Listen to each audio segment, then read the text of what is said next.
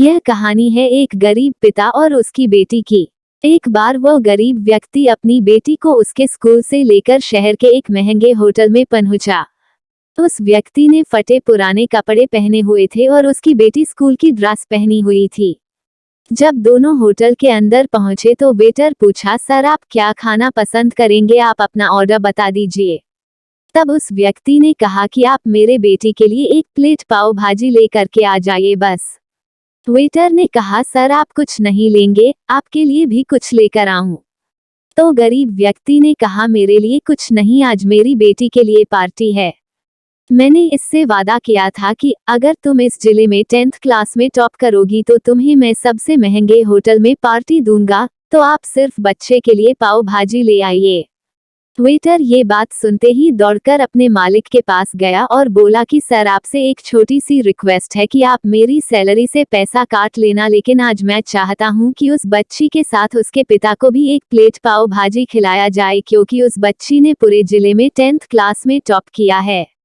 वो गरीब पिता है, ज्यादा पैसे नहीं होंगे इसलिए कह रहा है, सिर्फ बच्ची के लिए ले आओ।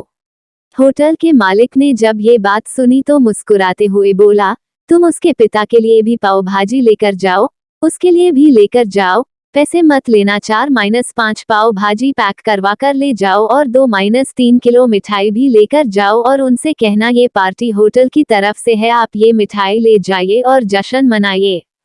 जब वेटर ने 2 प्लेट पाव भाजी लेकर गया तो वो व्यक्ति चौंक गया और बोला, मैंने तो एक ही मंगाई थी, मेरे पास पैसे नहीं है।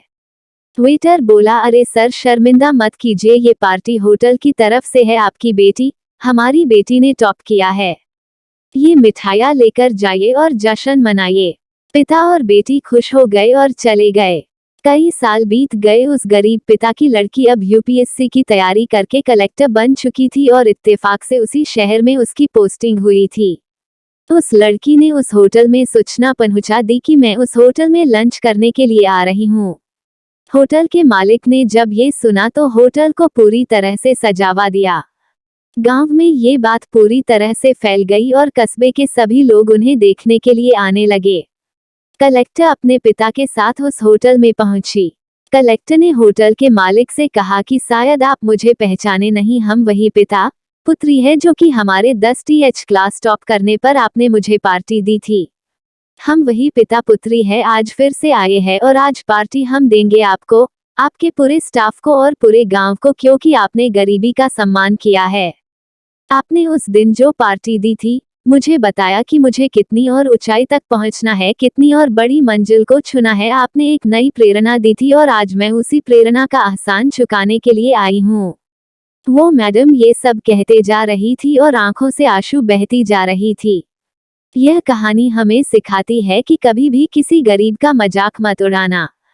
हो सके तो उसकी मदद करना, और अगर मदद ना कर सको तो उसका मजाक मत उड़ाना, क्योंकि वो सब देख रहा है। बनना है तो उसकी नज़र में अच्छा बनिए। जहाँ भी रहिए कर दिखाइए कुछ ऐसा कि दुनिया करनी चाहे आपके जैसा।